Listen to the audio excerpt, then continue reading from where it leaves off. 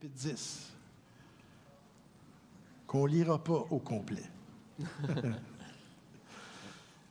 Mais c'est tout un verset que j'aime. Puis sûrement plusieurs d'entre vous, vous aimez. Une exhortation d'amour. Hébreux chapitre 10, versets 24 à 25. Veillons les uns sur les autres pour nous inciter à l'amour et à de belles œuvres. N'abandonnons pas notre assemblée, comme certains en ont l'habitude, mais encourageons-nous mutuellement. C'est la parole de Dieu. Tout un encouragement ce matin. Corentin.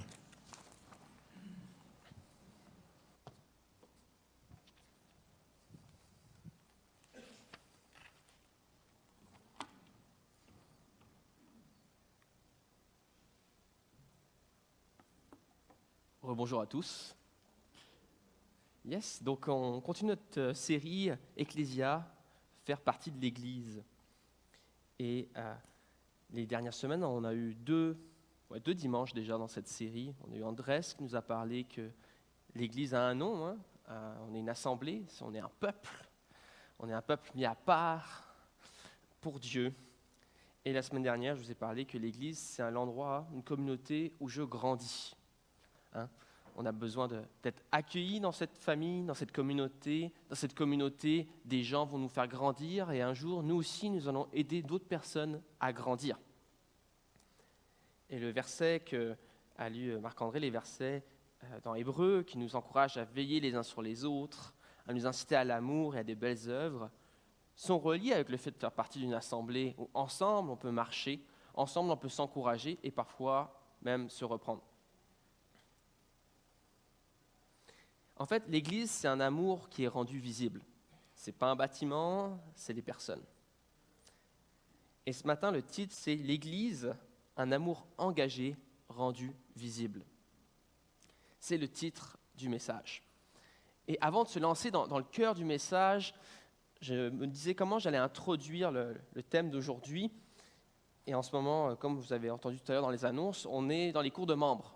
Et ce matin, on touche beaucoup à faire partie de l'Église. Donc à être un membre de cette Église. Donc je me suis dit que j'allais commencer avec une lecture de l'Alliance des membres. Hein? Donc, l'Alliance des membres, à main levée, qui sait c'est quoi? Quelques-uns. Ok, donc l'Alliance des membres, c'est un document que quand vous voulez faire partie de l'Église, on vous donne, qu'on vous encourage à lire, à méditer, à venir si vous avez des questions, éventuellement on vous demande de le signer. Et ça, en fait, c'est un engagement qu'on prend mutuel ensemble. Que nous, l'Église, on s'engage envers vous et vous vous engagez envers nous. C'est une façon de clarifier les attentes. Et j'aimerais vous le lire, parce qu'on va parler de ça ce matin, en fait, dans ce message. Donc c'est parti. L'Alliance des membres de l'Église baptiste évangélique de Sherbrooke. Considérant que nous avons été conduits par Dieu à nous repentir et à nous confier en son Fils pour recevoir le don de la vie éternelle, et que nous avons du même coup été conduits à lui consacrer nos vies en nous plaçant sous le leadership de son Fils, le Seigneur Jésus-Christ, et que nous avons publiquement déclaré notre union à Jésus par le moyen du baptême par immersion, et que nous avons reconnu l'importance que Dieu accorde à la vie communautaire au sein de l'Église locale. Et comptant sur sa grâce dans nos vies, nous affirmons joyeusement et solennellement notre appartenance à l'Alliance ci-dessous. Nous, les membres de l'Église baptiste évangélique de Sherbrooke, poursuivons ensemble la mission et la vision de notre Église et glorifions Dieu en cherchant à faire de quiconque un disciple entièrement consacré à Jésus. Nous cherchons à être et à développer des disciples de Jésus qui sont passionnés par Dieu, par sa personne et par ses œuvres. Des disciples qui le savourent et qui le placent au centre de leur vie, qui lui font confiance, espèrent en lui, dialoguent avec lui et l'honneur avec joie et révérence sur une base personnelle, familiale et communautaire.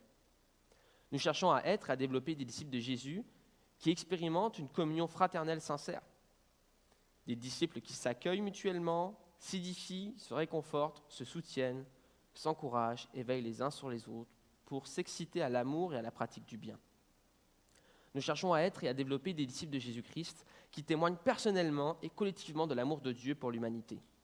Des disciples qui communiquent avec sensibilité et fidélité l'évangile glorieux de Jésus, favorisant ainsi la croissance du nombre de disciples et la multiplication des églises dans l'Estrie et dans le monde entier. Nous cherchons à être et à développer des disciples de Jésus-Christ qui connaissent, comprennent et intègrent et pratiquent dans l'ensemble de leur vie la vérité révélée dans la parole de Dieu. Des disciples qui se renouvellent et progressent toujours plus vers la maturité en Christ. Nous cherchons à être et à développer des disciples de Jésus qui sont formés, équipés et mobilisés pour servir Dieu avec ferveur et humilité. Des disciples qui répondent à l'appel du Père sur leur vie, édifient les autres à partir des dons qui leur sont accordés par l'Esprit et transmettent le dépôt qui leur a été confié avec l'ensemble des membres de l'Église. Je m'engage à honorer notre alliance et à protéger notre unité en refusant le commérage, la médisance et la calomnie, à promouvoir la croissance de notre Église en y assumant fidèlement le rôle qui m'est confié par le Seigneur Jésus, à participer financièrement à la vie de l'Église pour sa gloire, comme je l'aurais personnellement résolu en mon cœur, sans tristesse ni contrainte, car Dieu aime celui qui donne avec joie, à poursuivre l'intégrité personnelle afin de mener une vie privée et publique qui réjouit Dieu. Et là, ça dit « cochez ci-dessous dans la case qui s'applique à votre situation ».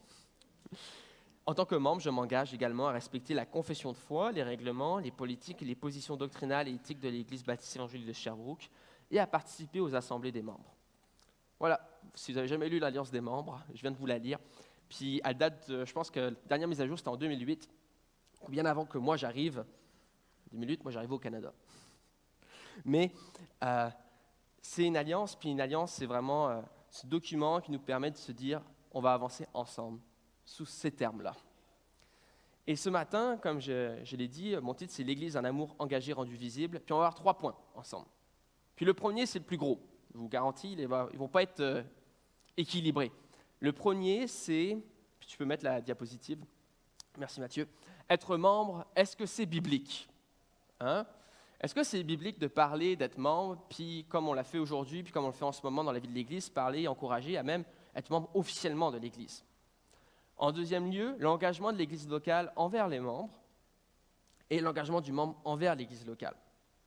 Donc ça va être ça le sujet qu'on va couvrir ensemble. Vous allez voir, j'ai beaucoup de versets que je vais afficher, je ne vais pas les lire en détail, parce que sinon je ne respecterai pas le temps.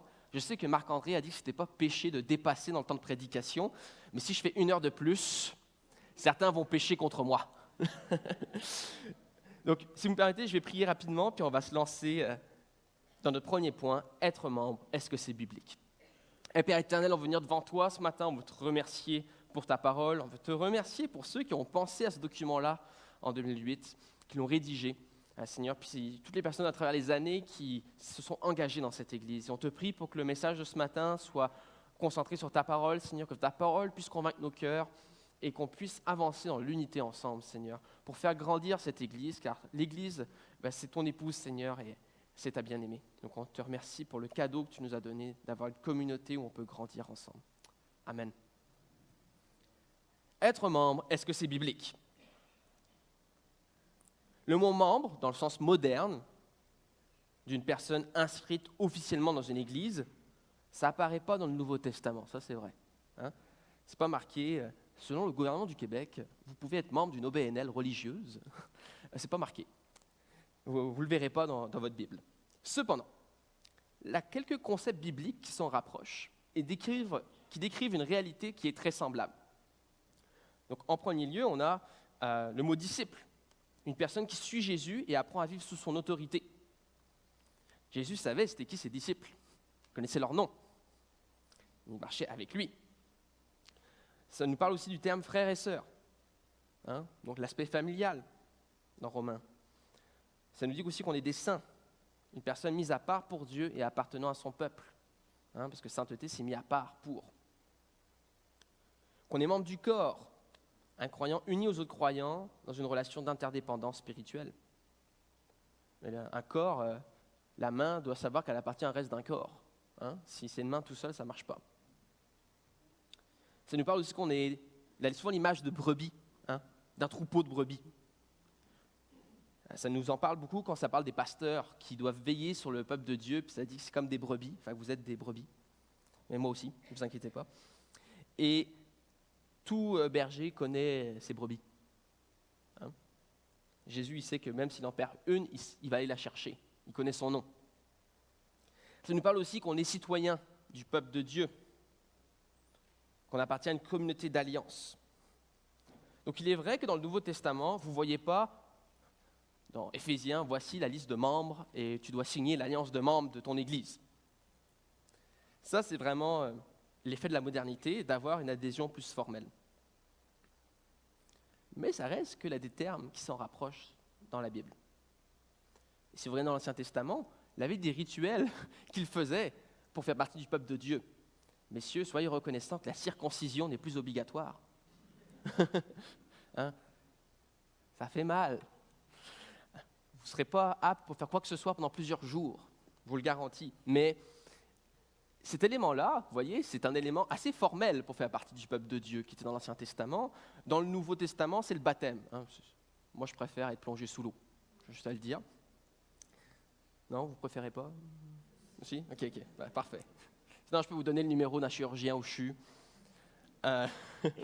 Mais donc, on est appelé à marcher ensemble. Et ceux qui ne sont pas convaincus, qui se disent « Oui, Corentin, je suis d'accord avec les principes, mais j'ai un malaise, je n'aime pas ça, l'idée du membre, de signer un bout de papier. Est-ce que c'est si important que ça? Je viens à cette église depuis longtemps, j'en fais partie. Vraiment, je trouve peut-être, j'ai l'impression que tu exagères. » Très bonne réflexion, très bon questionnement. Permettez-moi d'y répondre avec un exemple qui s'y rapproche un peu. J'imagine que tout le monde dans votre vie, vous êtes déjà allé au moins à un mariage, à peu près. En ce moment, c'est la saison des mariages qui commence. Puis si vous êtes comme moi, vous en avez beaucoup cet été. Et les mariages, je ne vois pas dans ma Bible non plus la demande qu'on doit avoir un certificat civil du gouvernement du Québec, un registre signé, que la mariée doit avoir une robe blanche. À ce qui paraît, ça vient de la reine Victoria, si je ne me trompe pas. Ça ne vient pas de la Bible. Même l'affaire de bague. Hein? Pourtant, on y tient à ces symboles-là, n'est-ce pas? La Bible ne nous demande pas d'avoir une cérémonie à l'église, un officiant spécifique.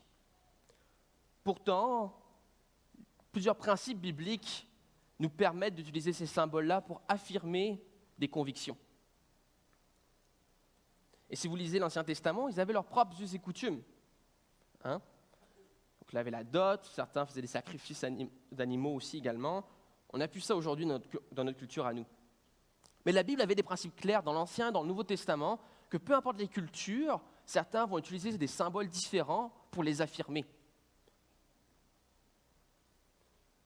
Ça nous dit dans Genèse 2,24, « C'est pourquoi l'homme quittera son père et sa mère et s'attachera à sa femme, et les deux ne feront qu'un. » Si vous écoutez attentivement un mariage, quand ils lisent les lois du Québec sur le mariage, ça dit bien que les deux individus vont former leur propre unité familiale. Hein? Ça ne dit pas tout d'un coup, bienvenue dans la famille de tes beaux-parents. Ça ne dit pas ça. Même je sais que souvent les beaux-parents ils disent ça là, à la réception, souvent un petit discours, puis bienvenue dans la famille. Puis là, l'autre famille dit la même chose. Mais en fait, ce n'est pas vraiment le cas. Ces deux individus-là créent leur propre famille. Vous voyez, c'est un principe qu'on a dans nos lois, mais c'est un principe qui est en accord avec la parole de Dieu. Que le mariage soit honoré de tous et le lit conjugal préservé de toute souillure. Hébreux 13,4. Encore, dans nos lois, dans notre cérémonie de mariage, on va parler qu'ils sont exclusifs dans leur union, le couple. Et l'un des symboles, c'est la bague, aujourd'hui. Dans Malachie, un prophète de l'Ancien Testament, quand Dieu parle au peuple, quand il ne respecte plus l'Éternel, ça dit « Elle est ta compagne et la femme de ton alliance ». Mon micro, qu'est-ce qu'il y a? On peut prendre ça, si vous ne m'entendez pas. Donc, ce que je disais, pour ceux qui n'ont pas entendu. Hébreux 13,4, que le mariage soit honoré de tous et le lit conjugal préservé de toute souillure. Donc ça, c'est dans Hébreux. Et on a aussi Malachie 2,14 qui nous dit « Elle est ta compagne et la femme de ton alliance ». On a plusieurs textes comme ça dans la Bible qui nous parlent de principes. On va tous être d'accord. Et après, on a des symboles d'engagement d'alliance et de fidélité qui marquent un changement réel, là, un avant et un après à un mariage. On sait qui s'aime, le couple qui va se marier, mais on sait que telle date, c'est le grand changement devant Dieu et devant les hommes. Et c'est très important ce moment-là. C'est pourquoi on fait une cérémonie, pourquoi on a des témoins à un mariage, c'est pour, oui, déclarer cet amour. C'est toujours facile de dire « oui, je t'aime » en secret, mais le dire publiquement, devant des centaines de témoins, signer un document et dire « je m'engage à être fidèle, à t'aimer, peu importe les épreuves, c'est quelque chose comme engagement. C'est une union, c'est une alliance qui se crée. Et ça protège l'homme comme la femme, et éventuellement même les enfants du couple. Alors oui, ce n'est pas exactement écrit comme ça dans la Bible de comment devrait être fait une cérémonie de mariage. C'est pas grave, je vais parler plus fort. Tu as un problème de son. Donc le Nouveau Testament ne nous donne pas une alliance de membres. Comme il ne nous dit pas comment on doit faire un mariage de façon précise. Mais il nous dit des balises claires.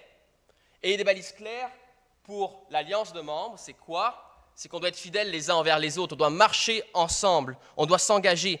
On doit identifier qui est avec moi. Imaginez un mariage seul. Vous vous mariez avec qui?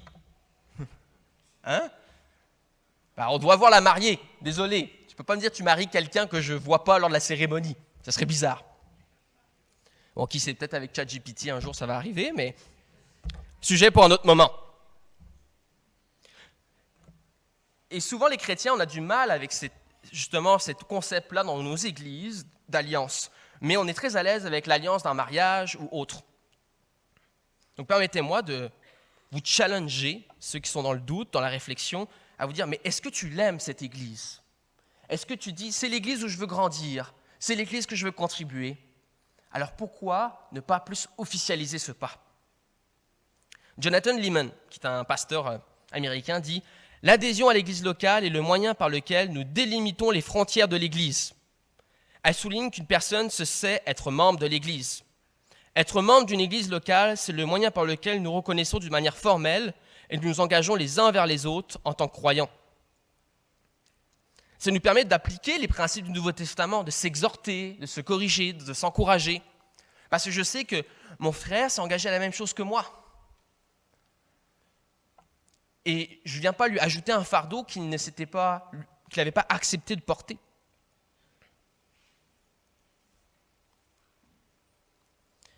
Dans les églises baptistes, dans le temps, quand vous baptisez, on faisait rapidement que vous deveniez membre, car on vous accueillait dans l'église, dans la famille. Et juste le fait de fréquenter une église ne suffit pas. Parce que la question qu'on doit se poser en tant que chrétien, quelle assemblée locale est responsable de prendre soin de moi? Et moi, je suis responsable de prendre soin de quelle assemblée? Oui, historiquement, ce n'est pas tout dans l'histoire de l'Église qu'on avait une liste de membres. Je vous le reconnais. Comme j'ai dit tout à l'heure, c'est assez moderne. Mais il avait des registres. Il savait c'était qui les veufs. Il savait c'était qui les gens dans le besoin. Il savait qui était responsable dans l'Église. Ils avaient un registre de baptême. Ce qui leur permettait de savoir quand même qui faisait partie de leur Église. Il y a des endroits où sont persécutés les chrétiens, puis bien entendu, ils ne vont pas avoir un registre. On peut comprendre. Mais dans un contexte dans le nôtre, où on n'est pas persécuté, ça aide l'Église à être responsable des attentes de Dieu envers elle. Puis j'aimerais m'arrêter sur 3 mots qu'il faut définir, parce que c'est l'ADN de notre Église. On a un long nom, vous avez remarqué, c'est l'Église baptiste évangélique de Sherbrooke. Pour les intimes, EBES. Mais qu'est-ce qu'on veut dire par là? Église, donc assemblée. Baptiste, qu'est-ce que ça veut dire? Évangélique, qu'est-ce que ça veut dire? Baptiste, c'est qu'on croit au baptême des croyants. Ici, on ne baptisera pas d'enfants, de bébés. On est évangélique, ça veut dire quoi? C'est qu'on croit à l'autorité de la Bible et on croit qu'il faut naître de nouveau. C'est une conversion personnelle. Ce n'est pas parce que je nais dans une famille qui est chrétienne que je suis chrétien. Je le deviens en réponse à l'évangile. Mais un autre élément aussi, qui n'est pas marqué dans notre nom, on est une congrégation. Et ensemble, on avance. Oui, on a des pasteurs, mais toutes les grandes décisions de cette église-là sont votées par les membres de l'église. Donc si on revient encore à l'aspect de s'engager, si tu aimes cette église et tu veux en faire partie de l'église, et que tu manques les rendez-vous importants pour la décision de l'avenir, c'est dommage. Tu manques une opportunité de t'assurer que l'église reste dans la fidélité de Dieu.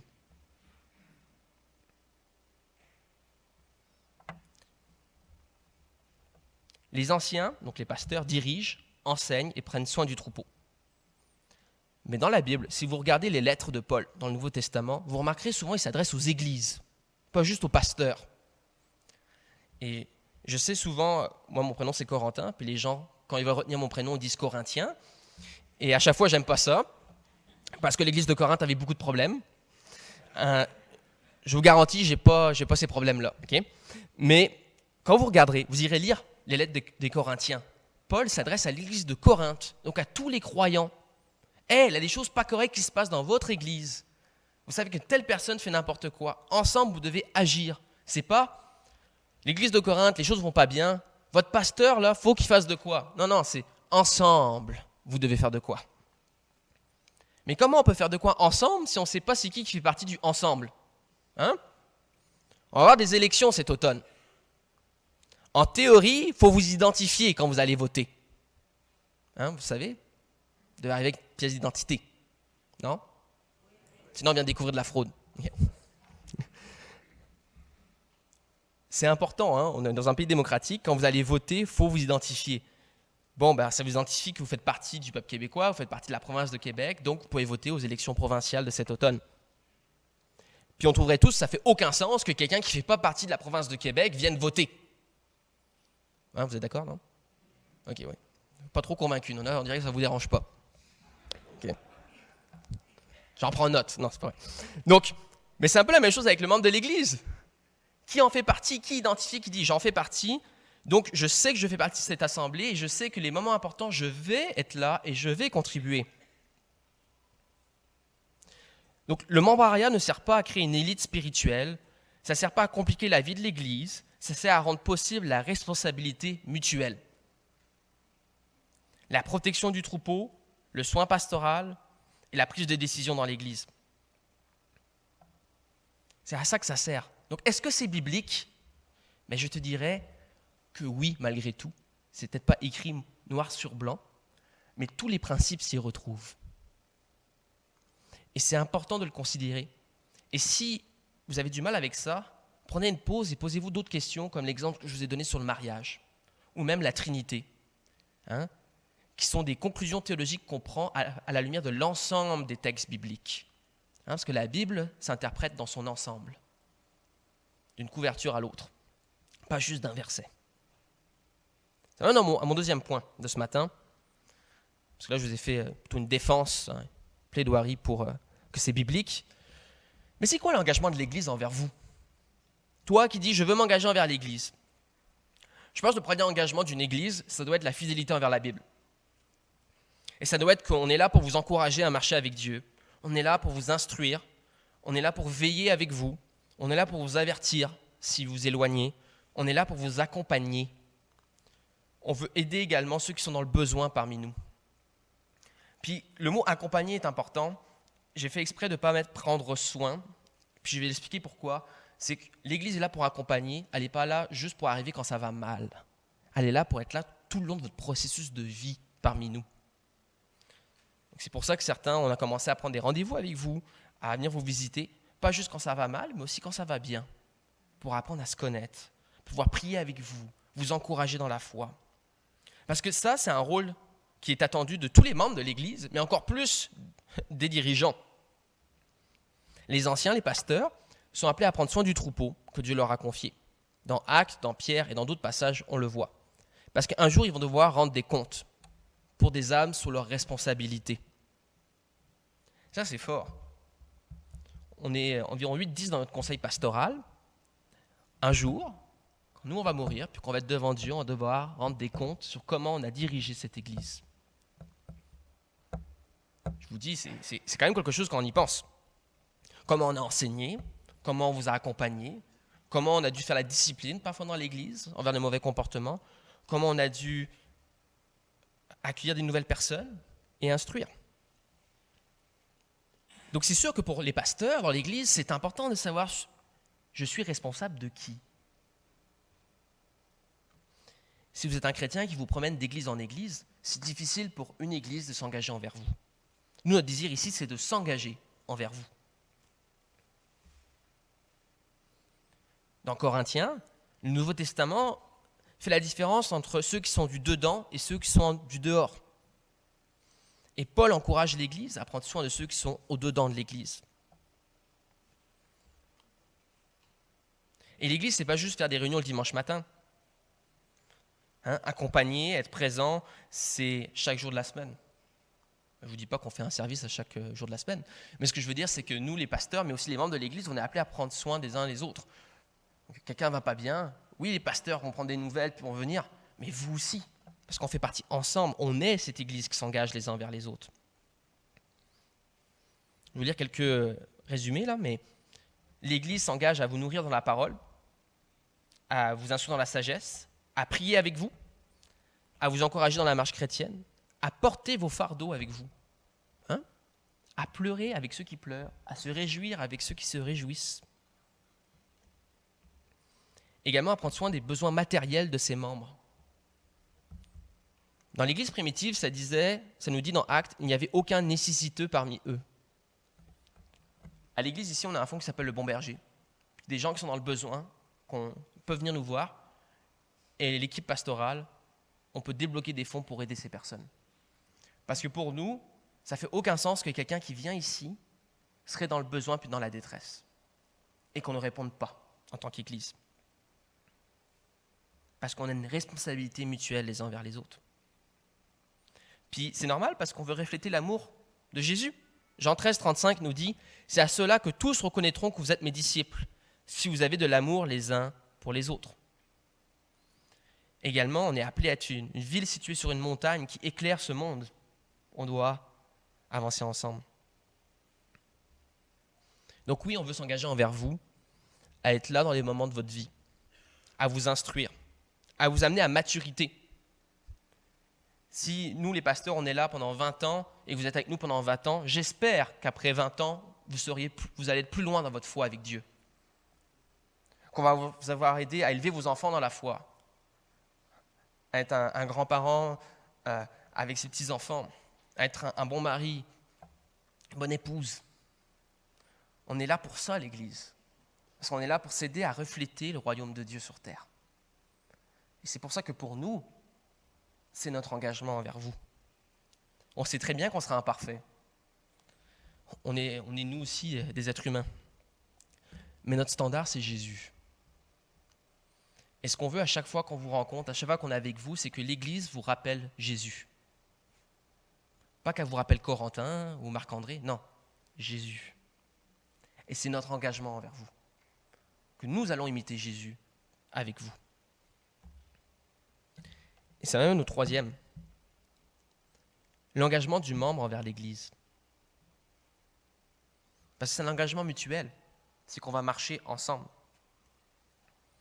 Donc oui, c'est de soi-même s'instruire, de soi-même grandir en sainteté, de chercher l'unité, la vérité, servir avec mes dons. Puis là, je vais faire une parenthèse, c'est pas juste servir avec tes dons dans l'Église. Donc là, vous avez des dons que ce serait bien que notre société puisse recevoir. Participer à la vie de l'Église, c'est une attente. Pas être un visiteur occasionnel, mais dire c'est ma maison, c'est ma famille, je suis présent. Être gardien de mon frère et de ma sœur. Très important. Contribuer en temps, en énergie, en dons. Si je suis marié, ma première responsabilité, c'est de prendre soin de mon couple. Si j'ai des enfants, c'est mon couple et mes enfants. Et si j'ai des parents, c'est d'honorer mes parents. Si je suis célibataire, c'est de marcher dans la sainteté du célibat. Ça, c'est des attentes que vous prenez envers l'ensemble de l'Église. Et tout ça commence par le baptême.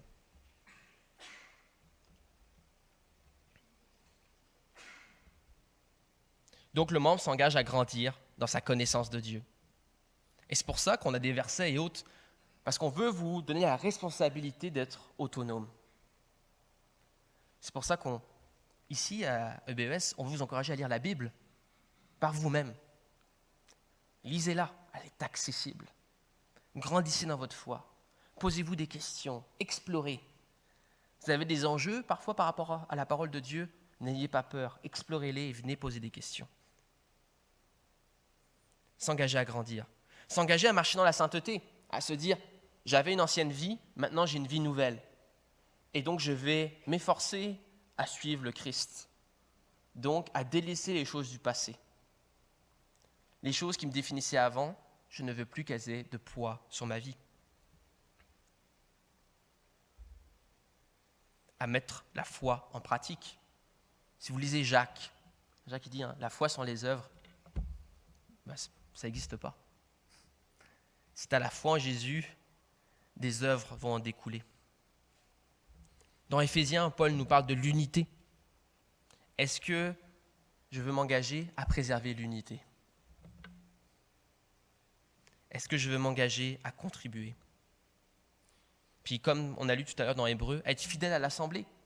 Car c'est dans cette assemblée-là que je vais grandir avec Dieu. Puis je vais être challengé parce que je vais être mis en contact avec des gens que je n'aurais jamais été mis en contact autrement, à part Jésus. Mais me rappeler qu'ils sont mes frères et mes sœurs va m'aider à grandir. Je l'ai dit tout à l'heure aussi, mais être responsable de mon frère ou de ma sœur. On est responsable ensemble. Exemple. Je le donnais tout à l'heure dans le cours de membres. Mais Raphaël, t'es où là? Je vais te reprendre comme exemple. On prend l'exemple de Raphaël, notre frère, qui s'éloignerait de la foi. Puis toi, tu le vois et tu ne fais rien. Mais non. Va le voir, parle avec lui. Pose-lui des questions. C'est quoi l'état de son cœur? C'est quoi la racine qui fait qu'il s'éloigne en ce moment de la foi qu'il avait professée devant nous? Et si ça ne marche pas, s'il s'obstine, ben là oui, bien entendu, tu vas voir d'autres personnes, d'autres ressources, les pasteurs probablement pour qu'on puisse le rencontrer. Mais saute pas l'étape d'être gardien toi aussi de ton frère. Sinon, je vous dis, les pasteurs, ils vont être débordés.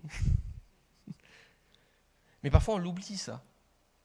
Et si on ne le pratique pas, après, on devient trop maladroit au fil du temps parce qu'on n'a jamais appris à challenger avec amour et patience et douceur. C'est des choses qu'on est appelé à développer en communauté. Et c'est comme ça qu'on se garde garant de la médisance. Parce qu'on se rend responsable. J'ai vu, j'ai entendu, je vais aller vérifier. Versus, j'ai vu, j'ai entendu, savais-tu que... Dans beaucoup d'églises, hélas, c'est ça qui se passe. Et Jésus nous l'enseigne d'aller reprendre notre frère, notre sœur. Donc la vie chrétienne, ce n'est pas une aventure solitaire. On contribue à l'œuvre de Dieu ensemble. Et ce qui est beau avec une église comme ici, c'est qu'elle a une histoire. Et on s'inscrit dans cette histoire-là. Prosper, tout à l'heure, dans le cours de membres, parlait... C'est en 1956, si je ne me trompe pas? Ouais, 1956 que l'église a été officiellement créée. Puis avant, on se retrouvait sur la rue Prosper dans une petite maison. Non, c'est pas une si petite maison que ça, Prosper. Je pense que la maison était quand même grande. Ouais. Si vous marchez sur Prosper, une très très belle maison, la blanche, la grande, là, probablement qui vaut des millions aujourd'hui. Ils se réunissaient dans le sous-sol de ça. Une madame qui avait ouvert sa maison pour les premiers francophones qui étaient devenus chrétiens évangéliques à Sherbrooke. Et ils se réunissaient ensemble, puis ils avaient un rêve de faire grandir une communauté fidèle à la Bible. À une époque où si tu n'étais pas catholique, si tu étais francophone, tu étais vu avec beaucoup de méfiance puis de préjugés.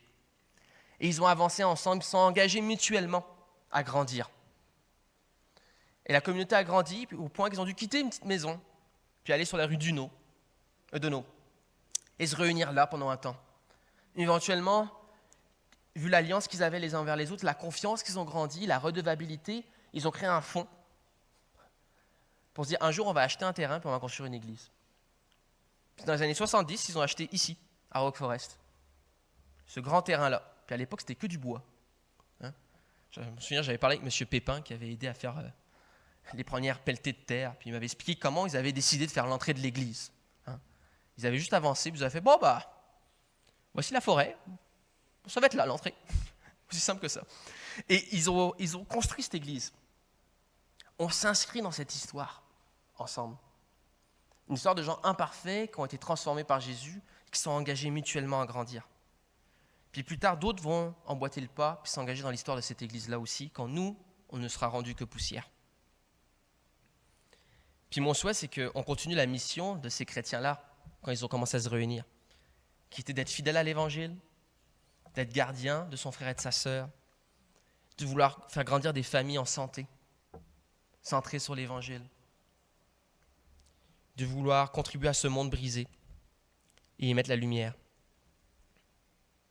Donc oui, l'Église s'engage envers toi, mais toi tu t'engages envers l'Église de marcher avec Jésus. de te rappeler que c'est Jésus qui te montre le chemin pour ton mariage, ta famille, tes relations, ton travail, ta conduite personnelle. Puis je vais inviter le groupe parce qu'on va finir avec un chant. Mais en résumé, l'engagement du membre est simple. On doit suivre Jésus dans tous les domaines de notre vie. Paul il nous dit, peu importe ce que vous faites, faites-le pour la gloire de Dieu. C'est ce qu'on veut faire ici à l'Église. On veut dire, j'aime Jésus et j'aime mon Église. Mais est-ce que je suis prêt à m'engager à aimer mon Église? Donc la question du membrariat dans une Église comme la nôtre, ce n'est pas administratif, mais c'est spirituel. Et dire c'est mon Église et pas s'y engager, c'est comme dire j'aime cette femme, mais je ne suis pas prêt à la marier. Mais on est une Église qui est centrée sur l'Évangile. Puis on veut reconnaître une chose, c'est que c'est Jésus qui bâtit son Église. C'est Jésus qui ajoute des gens. C'est Jésus qui va envoyer des gens ailleurs. C'est à lui qu'on appartient en premier. Et Jésus, c'était très simple comment il le faisait. Il parlait de la volonté du Père pour nous et il invitait les gens à le suivre. Aussi simple que ça. Et c'est ça la mission qu'on veut faire nous aussi. On ne veut pas porter un fardeau tout seul, on veut se rappeler que Christ nous a montré la voie. Donc l'Église n'est pas un bâtiment ni un programme. C'est une communauté qui avance avec Jésus au centre. Et une Église peut accomplir toutes ces choses-là sans liste de membres. C'est bien vrai. Mais on va se le dire, dans chaque Église, il existe toujours un noyau de personnes engagées. Un groupe identifiable qui porte la mission, qui prend les décisions, qui assume les responsabilités et qui veille les uns sur les autres. Bien, nous, on veut juste officialiser ça ici à l'Église. On veut l'officialiser parce qu'on veut se dire, on veut savoir qui veut marcher avec nous. Et on veut s'encourager mutuellement. Et je disais tout à l'heure qu'il n'y avait pas de registre, vous savez, comme aujourd'hui, ou une liste de membres. Mais ce n'est pas exactement le cas. Il en a un. Je vais finir là-dessus. Dans Apocalypse, là, un registre, mesdames et messieurs. Ça s'appelle le livre de la vie. Et Dieu, ça nous dit, dans Apocalypse, qu'il a un livre de la vie et que le nom de ceux qui lui appartiennent y sont écrits. On ne veut pas tomber dans l'orgueil de se dire, nous on sait, toute notre liste de membres, c'est des gens qui sont dans le livre de vie. Non, c'est pas ça. Mais on veut imiter Christ et on veut refléter et dire, oui, nous on reconnaît ton chemin de foi. Et on reconnaît que tu marches avec nous. Et quand tu vas être dans les difficultés, on va venir te rappeler l'engagement que tu as pris, mais l'engagement que Jésus a pris envers toi. Parce que dans la Bible, dans Apocalypse, il nous est écrit qu'il y a un livre où ton nom est inscrit. Et même la porte des enfers ne peut pas combattre le fait que ton nom est écrit dans ce livre. Ainsi, on peut déclarer que Jésus est notre Seigneur, puis cette assemblée, c'est notre famille, et qu'avec elle, on s'engage à suivre Jésus ensemble et à participer à sa mission. Ça, c'est la raison pourquoi on veut s'engager mutuellement ensemble. Je sais que c'est un message très plus d'arguments, mais j'aimerais vous encourager à prendre le temps cette semaine, allez lire les lettres aux Corinthiens. Lisez-les, bac à bac, là. Puis vous verrez comment Paul s'adresse à l'Église, comment il aime l'Église et comment il l'appelle à grandir ensemble. Et c'est juste ça qu'on va faire ici. Si vous me permettez, je vais prier pour vous. Puis on va chanter un chant après qui s'appelle « Dieu a une armée », c'est ça? Donc engagez-vous, non. Mais ça reste dans ce thème-là également. Je prie. Allez Seigneur, on va venir devant toi ce matin. On veut te remercier pour le fait que tu as un peuple que tu bâtis toi. Et que ce peuple se réunit autour de ton nom. Que ce peuple a la fondation qui est ton écriture. Que ce peuple, tu lui as donné des moyens de se reconnaître, le baptême, la communion pour se rappeler l'engagement. Et Dieu, on va être une église qui marche dans tes voies, on va être une église qui reste fidèle à ta parole. Je veux te prier, Seigneur, pour les gens qui appartiennent à cette église, pour qu'on puisse s'engager à être fidèles, à s'engager publiquement envers elle et à en prendre soin, comme elle est appelée à prendre soin de nous. Je te prie aussi pour ceux qui nous visitent, Seigneur, pour que tu leur donnes une conviction, un amour envers une église locale, une église qui peuvent rejoindre, qui peuvent contribuer et grandir dans cette communauté. Que, Seigneur, on te remercie pour le cadeau que tu nous as donné de ne pas être seul dans ce monde. On te prie dans le nom de Jésus. Amen.